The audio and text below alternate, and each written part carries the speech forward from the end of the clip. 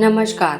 भगवान श्री कृष्ण के अद्भुत और अनमोल वचन को जीवन में उतारा जाए तो जिंदगी आसानी से कट सकती है।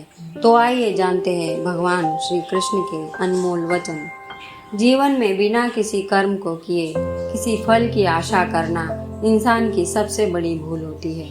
जिस प्रकार प्रकृति में समय समय पर बदलाव आता है, ठीक उसी प्रकार मनुष्य के जीवन में भी सुख दुख, आशा निराशा, सफलता और असफलता आते जाते रहते हैं।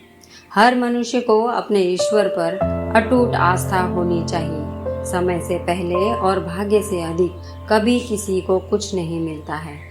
ऐसा कोई नहीं जिसने भी इस संसार में अच्छा कर्म किया हो और उसका बुरा अंत हुआ हो, चाहे इस काल में हो या आने वाले काल में। असफलताओं के तालों को खोलने के लिए इस दुनिया में सिर्फ दो ही चाबी होती है। पहली चाबी दृढ़ संकल्प और दूसरी कठोर परिश्रम।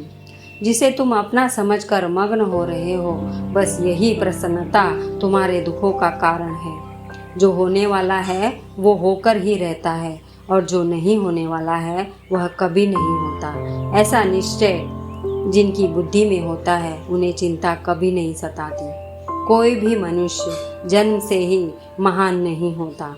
महान बनने के लिए मनुष्य को महान कर्म भी करने पड़ते हैं। कोई भी इंसान जन्म से नहीं बल्कि अपने कर्मों से महान बनता है। जो कर्म प्राकृतिक नहीं है वह हमेशा आपको तनाव देता है। भक्ति हमें संपत्ति तो नहीं देती पर प्रसन्नता जरूर देती है। प्रसन्नता से बढ़कर कोई स्वर्ग नहीं और निराशा से बढ़कर दूसरा कोई नरक भी नहीं है। जिसने जन्म लिया है उसकी मृत्यु निश्चित है और मृत्यु के पश्चात पुनर्जन्म भी निश्चित है। अगर किसी परिस्थिति के लिए आपके पास सही शब्द नहीं है तो सिर्फ मुस्कुरा दीजिए।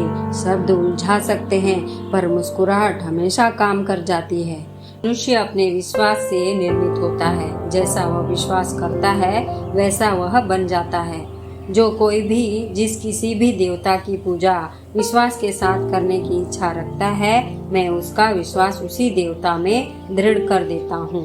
मनुष्य अपने जीवन में जब तक डरता रहेगा तब तक उस मनुष्य के जीवन के हर फैसले दूसरे करते रहेंगे।